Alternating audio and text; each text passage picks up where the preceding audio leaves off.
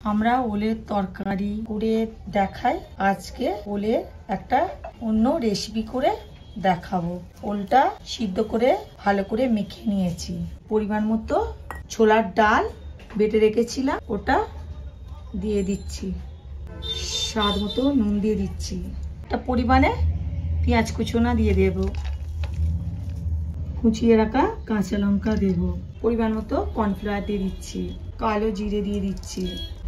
গোটা জিরে দিয়ে দিচ্ছি। ভালো করে মাখিয়ে নেব। ছোট চামচে 1 চামচ জিরে গুঁড়ো দিলাম।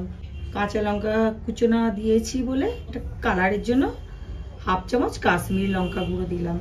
ভালো করে মাখিয়ে নিচ্ছি। আবারও কারি পাতা দিয়ে দিলাম। আবারও ভালো করে মাখিয়ে নেব। মাখা হয়ে গেছে, ছোট ছোট করে বল পাকিয়ে নিচ্ছি। গোল গোল করে বল পাকানো হয়ে গেছে। আটা বসিয়ে দিয়েছি।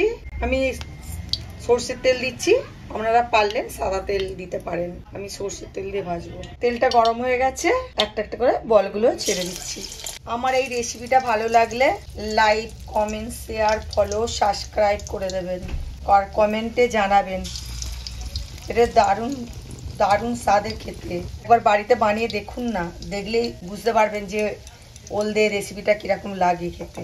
দেখছেন তো কত সুন্দর হয়েছে, মুচমুচে হয়েছে, একেবারে হয়ে গেছে, তুলে নিচ্ছি।